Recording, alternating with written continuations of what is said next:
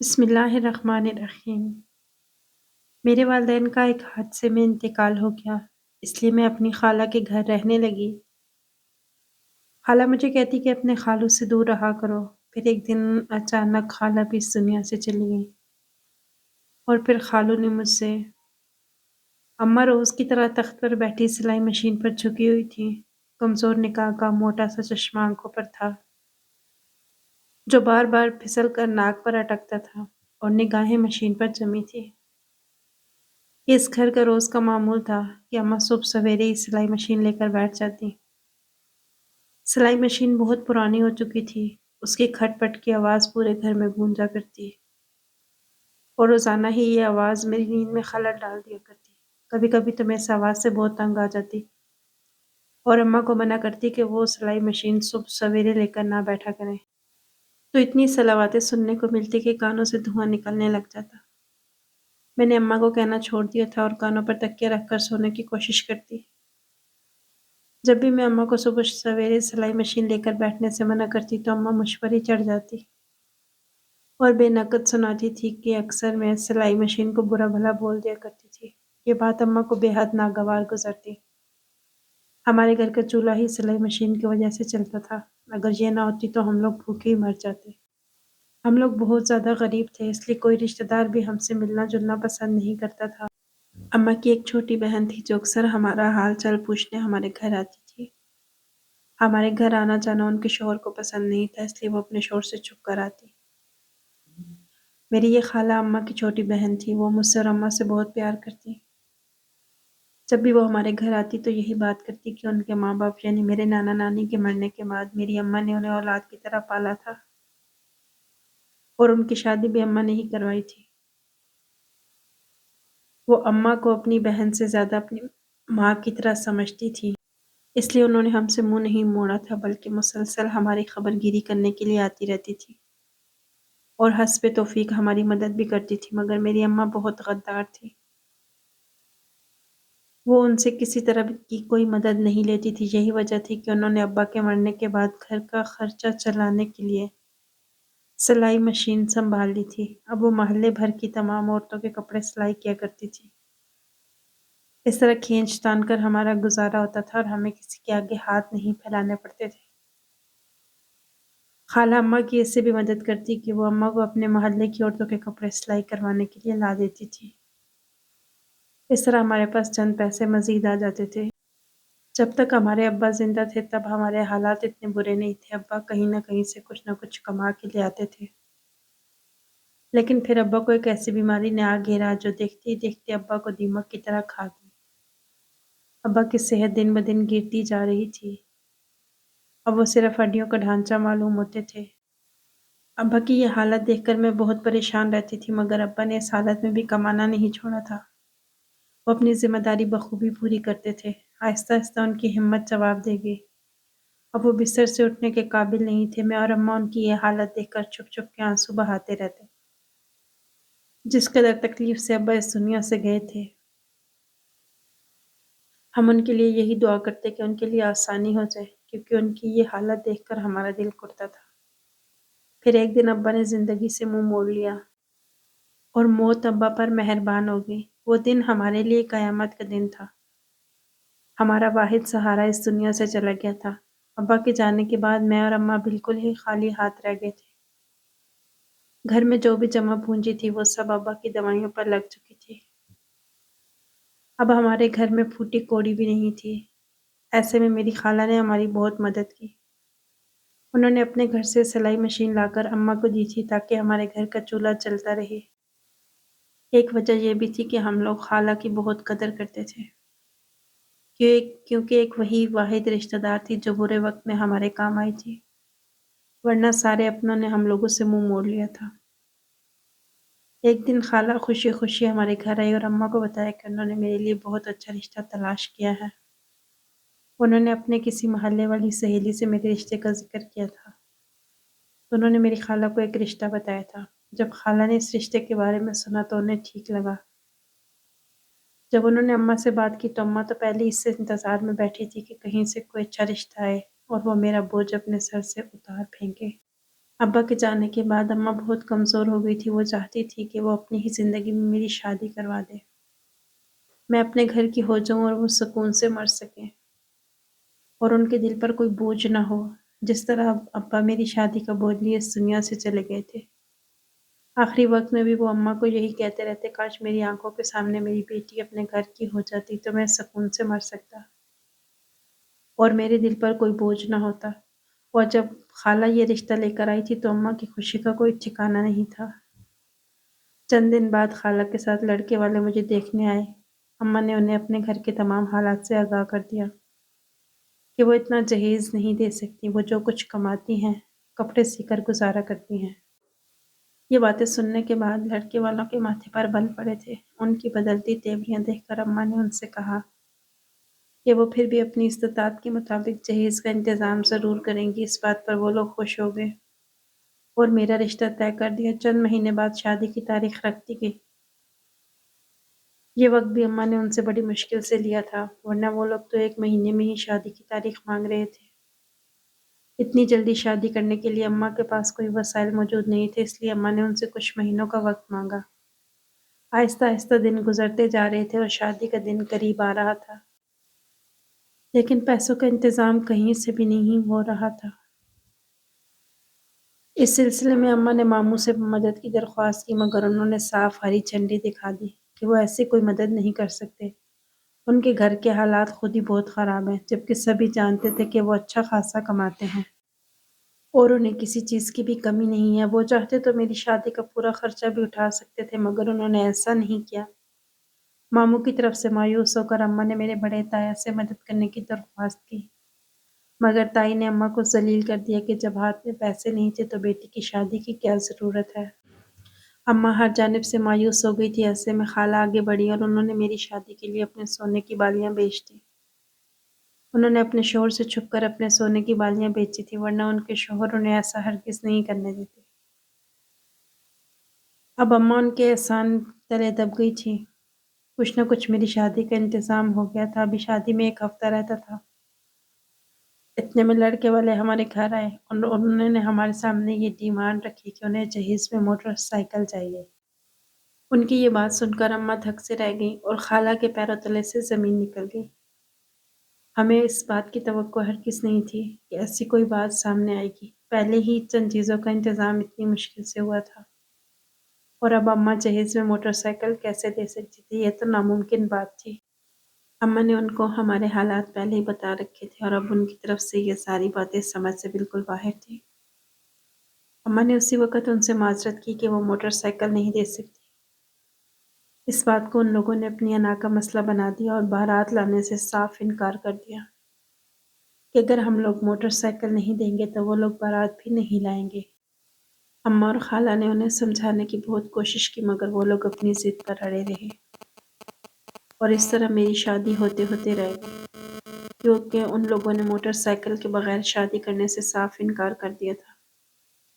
اس بات کا صدمہ میری اماں نے اس قدر لیا کہ وہ بیمار ہو گئی اور چارپائی سے جا لگی۔ میں دن رات انہیں دیکھ دیکھ کر روتی رہتی تھی، کیونکہ اب وہی میرا سہارا تھی۔ ابا کے بغیر زندگی بہت مشکل ہو گئی تھی، مگر اماں پھر بھی مجھے ابا کی کمی محسوس نہیں ہونے دیتی تھی۔ اور اب جب اماں ہی چارپائی سے لگ گئی تو ایک دفعہ پھر ابا کے جانے کا منظر میری آنکھوں کے سامنے لہرانے لگا۔ ایک رات جب اماں سوئی تو سوتی ہی رہ گئی اور پھر نہ اٹھ سکی۔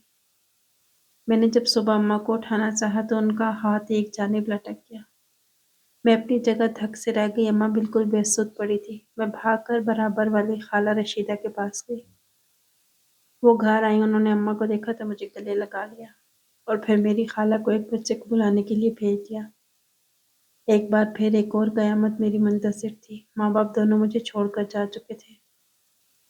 میرا گھر بالکل خالی ہو گیا تھا۔ میں خالی خالی نظروں سے سارا دن گھر کی چھت کو دیکھتی رہتی۔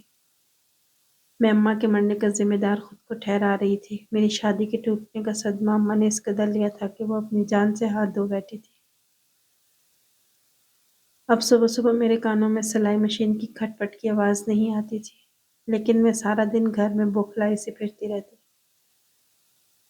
اب گھر سے تمام مہمان جا چکے تھے، مگر کسی نے یہ نہیں سوچا تھا کہ یہ لڑکی گھر میں اکیلی کیسے رہے گی ان حالات میں بھی خالہ ہی سامنے آئی اور مجھے لے کر اپنے گھر چلی گئی۔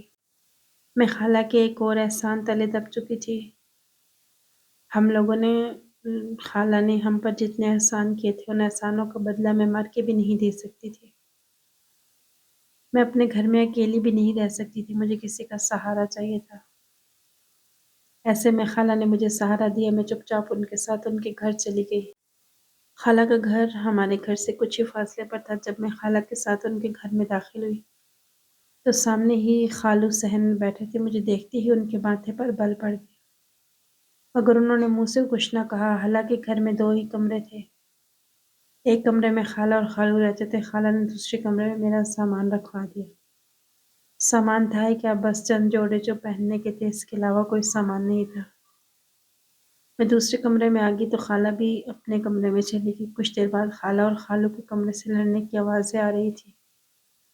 خالہ ان سے کہہ رہی تھی کہ یتیم سمجھ کر ہی مجھے اس گھر میں رہنے دے، مگر خالو کسی صورت بھی راضی نہیں ہو رہے تھے۔ کچھ دیر تک ان کے لڑنے کی آوازیں آتی رہیں اور میں دوسرے کمرے میں پریشان بیٹھی رہی کہ اگر میں یہاں سے نکال دی گئی تو میں کہاں جاؤں گی۔ میرے پاس تو اور کوئی ٹھکانہ بھی نہیں تھا۔ کچھ دیر بعد خالو گھر سے باہر چلے گئے۔ ان کے جانے کے بعد میں نے خالہ سے پوچھا کہ کیا خالو کو میرا اس گھر میں آنا پسند نہیں؟ تو خالہ نے نگاہیں چراتے ہوئے کہا ایسی کوئی بات نہیں، ہم لوگ کسی اور بات پر لڑ رہے تھے۔ مجھے پریشان ہونے کی ضرورت نہیں، میں اسی گھر میں رہوں گی۔ یہ سن کر مجھے اطمینان ہوا۔ آہستہ آہستہ دن گزرتے جا رہے تھے، اب میں خالہ کے ساتھ ان کے گھر میں ہی رہنے لگی تھی۔ اس دن کے بعد خالو نے خالہ سے میرے بارے میں کچھ نہیں کہا۔ ان کا رویہ بھی میرے ساتھ بالکل ٹھیک ہوتا تھا۔ وہ مجھے گھر سے جانے کے لیے نہیں کہتے تھے، میرے لیے اتنا ہی کافی تھا۔ میں اپنے گھر میں کوئی کام نہیں کرتی تھی، لیکن خالہ کے پورے گھر کی ذمہ داری میں نے سنبھال لی تھی۔ خالہ مجھے کام کرنے سے منع بھی کرتی، لیکن میں مسلسل کام میں لگی رہتی۔ مجھے اچھا نہیں لگتا تھا کہ کسی کے گھر میں رہ کر آرام کروں، اسی وجہ سے میں دن بھر کام کاج میں لگی رہتی اور رات کو تھک ہار کر سو جاتی۔ ایک دن پھر مجھے خالہ اور خالو کے کمرے سے لڑنے کی آوازیں آنے لگی۔ میں نے آوازوں پر غور کیا تو مجھے ان کی لڑائی کے درمیان اپنا نام سنائی دینے لگا۔ میں بہت پریشان ہو گئی اور اس رات مجھے نیند نہ آ سکی۔ بے گھر ہونے کا شور میرے ذہن میں پنجے گاڑے بیٹھے تھا۔ پوری رات میں نے جاگتے ہوئے آنکھوں میں کاٹ دی۔ مجھے ایک پل کے لیے بھی نیند نہ آئی۔ صبح اٹھتے ہی میں نے خالہ سے رات کے متعلق پوچھا تو انہوں نے بات ٹال مٹول کر دی، مگر خالہ مجھے پریشان دکھائی دے رہی تھی۔ وہ سارا دن وہ کھوئی کھوئی رہی۔ میں ان سے بات کرنے کے لیے انہیں آواز دیتی، مگر انہیں میری آواز بھی سنائی نہیں دیتی تھی، جیسے وہ کسی اور ہی دنیا میں ہوں۔ اب یہ دوسرے تیسرے دن کا معمول ہو گیا تھا۔ خالہ اور خالو کے لڑنے کی آواز آتی اور ساتھ میں مجھے میرا نام بھی سنائی دیتا۔ مجھے یہ بات بالکل سمجھ نہ آتی۔ خالہ ان دنوں بے حد پریشان رہنے لگی تھی۔ انہوں نے ایک رشتے والی سے کہہ کر میرے لیے رشتوں کی تلاش شروع کر دی، مگر کوئی بھی ایک یتیم لڑکی کو اپنے گھر کی بہو بنانا نہیں چاہتا تھا، اور اوپر سے میری شادی بھی ہوتے ہوتے رہ گئی تھی۔ اس بات نے بھی میرے دامن پر داغ لگا دیا تھا۔ اب جو بھی رشتہ آتا یہی سن کے بھاگ جاتا کہ شادی سے 1 ہفتہ پہلے میری شادی ٹوٹی تھی۔ اس بات نے مجھے کہیں کا نہیں چھوڑا تھا۔ خالہ پہلے ہی دمے کی مریض تھی، اب انہیں کھانسی بھی بہت ہوتی ہے۔ میں خالہ کو آرام کرنے کی ہر ممکن کوشش کرتی، ان کا بہت خیال رکھتی۔ میں نہیں چاہتی تھی کہ جس طرح سے میرے والدین مجھے چھوڑ کے میری خالہ بھی چھوڑ جائے۔ ماں کے مرنے کے بعد خالہ نے مجھے ماں کی کبھی کبھی بھی محسوس نہیں ہونے دی تھی۔ وہ ایک ماں کی طرح میرا خیال رکھتی اور مجھ سے اپنی اولاد کی طرح پیش آتی۔ وہ بچپن سے ہی مجھے اپنی بیٹی کی طرح محبت کرتی تھی۔ میں بھی انہیں اپنی ماں کی جگہ سمجھتی، مگر نہ جانے کیا منظور تھا۔ خالہ کی طبیعت بگڑتی جا رہی تھی۔ میں خالہ کو کھونے کا دکھ نہیں اٹھا سکتی تھی۔ اب خالہ ہر وقت بیمار رہنے لگی۔ وہ مجھے ہر وقت یہی کہتی کہ میرے برتھڈے کے بعد یہاں سے بھاگ جانا، اس گھر میں نہیں رہنا۔ مجھے خالہ کی یہ بات بہت عجیب لگتی تھی، مگر ان کی خراب طبیعت کے پیش نظر میں ان سے زیادہ سوال نہیں کر سکتی تھی اور خاموشی سے ہاں میں سر ہلا دیا کرتی۔ خالو کا رویہ میرے ساتھ بالکل ٹھیک تھا۔ مگر نہ جانے ایسی کون سی بات تھی جس سے خالہ کو دھڑکا لگا رہتا۔ وہ مجھ سے بہت کچھ کہنا چاہتی تھی مگر کہہ نہیں پاتی تھی۔ بس یہی کہتی کہ میں ان کے مرنے کے بعد چلی جاؤں یہاں نہ رہوں۔ آج صبح سے خالہ پلنگ پر لیٹی کھانس رہی تھی، ان کا سانس بھی اکھڑتا رہا اور میں بے بسی کی مورت بنی خالہ کو دیکھتی رہی۔ خالہ نے مجھے اپنے پاس بلا کر ایک بار پھر وعدہ لیا کہ میں ان کے مرنے کے بعد یہاں نہیں رہوں گی۔ ان کے منہ سے موت کا نام سن کر میرا دل دہلنے لگا۔ میں اتنا بڑا صدمہ برداشت نہیں کر سکتی تھی، مگر قسمت پر کب کس کا زور چلا ہے۔ میں بھی اپنی قسمت کے سامنے بے بس تھی۔ میری آنکھوں کے سامنے خالہ نے دم توڑ دیا۔ پھر ایک اور قیامت مجھ پر ٹوٹی، مگر ہر بات کی طرح میں زندہ رہی۔ میرے سارے رشتے ایک ایک کر کے اس دنیا سے رخصت ہو گئے۔ میں نے شدت سے اپنی موت کی دعا مانگی تھی۔ خالہ کے جانے کے بعد میں سوچ رہی تھی مجھے اس گھر میں رہنا چاہیے یا نہیں، لیکن میں کوئی فیصلہ نہیں کر پا رہی تھی۔ اگر میں جاؤں گی بھی تو کہاں؟ ماموں چند لمحوں کے لیے خالہ کی تدفین کے وقت آئے تھے، اس وقت بھی مجھ سے بات کیے بغیر چلے گئے۔ انہوں نے مجھ سے یہ بھی نہ پوچھا کہ میں اس گھر میں اکیلی کیسے رہوں گی۔ خالہ کی میت سامنے رکھی تھی اور عورتیں باتیں کر رہی تھی۔ یہ ایک ہفتہ پہلے شادی ٹوٹ گئی، ضرور لڑکی میں کوئی عیب ہوگا جو یوں ایک ہفتہ پہلے لڑکے والوں نے بارات لانے سے انکار کر دیا۔ پھر اس کی ماں بھی مر گئی اور اب اپنی خالہ کو بھی کھا گئی۔ یہ لڑکی ہی منحوس ہے، جس گھر میں جائے گی منحوسیت پھیلائے گی۔ ان سب عورتوں سے یہ باتیں سن کر میرا دل چھلنی چھلنی ہو رہا تھا۔ وہ عورتیں اپنی زبان سے کسی کو بھی جان سے مارنے کا ہنر رکھتی تھیں۔ میں خاموشی سے ان کی باتیں سن رہی تھی اور اپنی قسمت کو کوس رہی تھی۔ رات گہری ہوتی جا رہی تھی، تمام مہمان رخصت ہو چکے تھے۔ خالو ابھی تک گھر نہیں آئے تھے۔ مجھے ان کے آنے سے پہلے اس گھر سے نکلنے کا فیصلہ کرنا تھا۔ میں نے فیصلہ کر لیا کہ میں خالہ کی بات پر عمل کروں گی اور یہ گھر چھوڑ کر چلی جاؤں گی۔ خالہ نے کچھ سوچ سمجھ کر ہی مجھ سے بات کی ہوگی، ورنہ تو وہ مجھے ماں سے بڑھ کر پیار کرتی تھی۔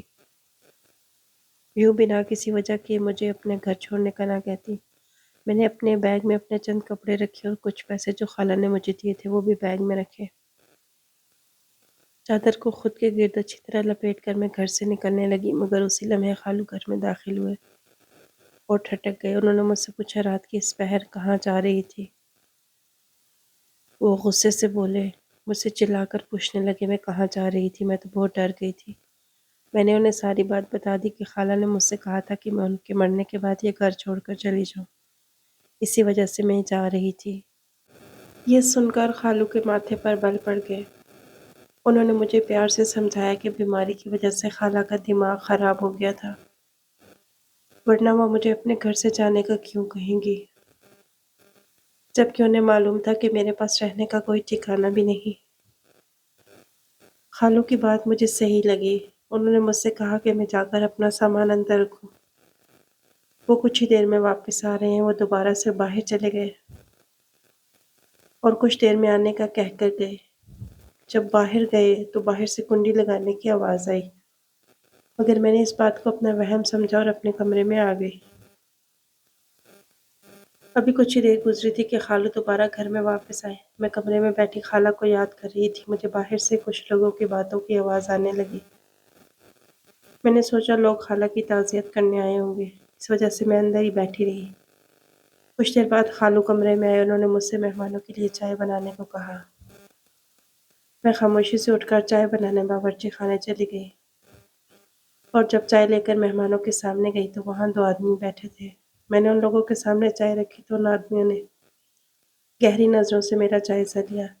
میں ان کی نظروں سے خائف ہو کر دوبارہ کمرے کی طرف جانے لگی تو ان میں سے ایک آدمی نے میرے خالو سے کہا، تم تو اس لڑکی کے بہت کم پیسے لے رہی ہو۔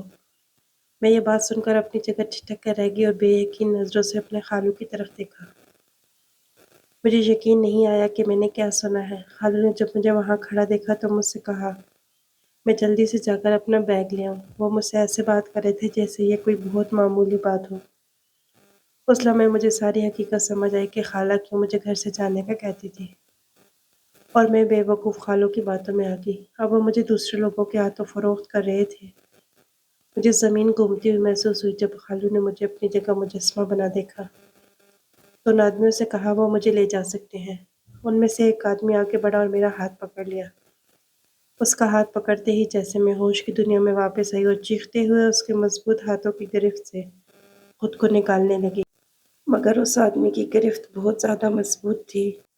اس کا مقابلہ مجھ جیسی کمزور لڑکی کہاں کر سکتی تھی۔ جب میں نے چیخنا چلانا بند کر کے خالو کو اللہ کے واسطے دینا شروع کیا کہ وہ مجھ پر ظلم نہ کرے، مجھ پر رحم کرے، میری کسی دہائی کو ان پر اثر نہ ہوا اور وہ آدمی مجھے کھینچتے ہوئے اپنے ساتھ باہر لے گیا۔ باہر لا کر اس نے مجھے گاڑی میں ڈالا اور خود ڈرائیونگ سیٹ پر بیٹھ گیا۔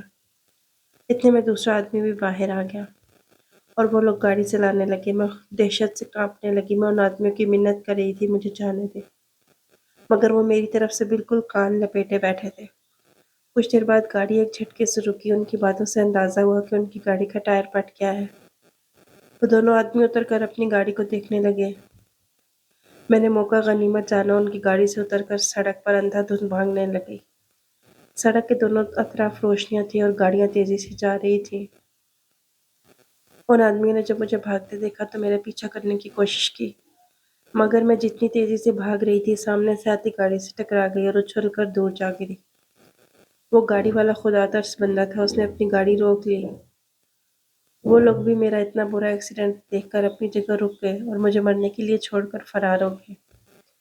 گاڑی والے نے اٹھا کر مجھے ہسپتال پہنچایا۔ جب میں ہوش میں آئی اور خود کو ہسپتال پایا تو شکر ادا کیا کہ میں ان آدمیوں سے بچ گئی، ورنہ نہ جانے میرا کیا حشر ہوتا۔ کچھ دیر بعد وہ شخص اندر آیا۔ اس نے اپنا تعارف کرایا کہ جب وہ مجھے اٹھا کر ہسپتال لایا، اس نے مجھ سے میرے گھر کا ایڈریس پوچھا تو میں رونے لگ گئی۔ میرے پاس اور کوئی چارہ نہیں تھا۔ میں نے اسے ساری تفصیل بتائی اور اس سے التجا کی کہ وہ مجھے کسی دارالامان چھوڑے، کیونکہ اس دنیا میں میرا کوئی نہیں۔ وہ کچھ دیر تک سوچتا رہا، پھر اپنی بیوی کو فون کر کے میرے بارے میں بتایا۔ اپنی بیوی سے میری بات بھی کروائی۔ پھر بیوی کی اجازت سے وہ مجھے اپنے ساتھ گھر رہ گیا۔ اس کی بیوی بہت رحم دل تھی، اس نے مجھے اپنے گھر میں جگہ دی۔ کچھ سال تک میں ان مہربان لوگوں کے پاس رہی، پھر ان لوگوں نے ایک اچھی جگہ رشتہ دیکھ کر میری شادی کروا دی۔ شادی سے پہلے میں نے اپنے ہونے والے شوہر کو اپنے بارے میں ساری حقیقت بتا دی تھی تاکہ بعد میں کوئی پریشانی نہ ہو۔ انہوں نے مجھے میری حقیقت کے ساتھ قبول کر لیا۔ آج میں اپنے گھر میں پرسکون زندگی بسر کر رہی ہوں۔ مجھے اکثر اپنے ماں باپ اور خالہ کی بہت یاد آتی ہے۔ ویڈیو پسند آئی ہے تو لائک اور شیئر کیجیے گا۔ اگلی ویڈیو تک کے لیے اللہ حافظ۔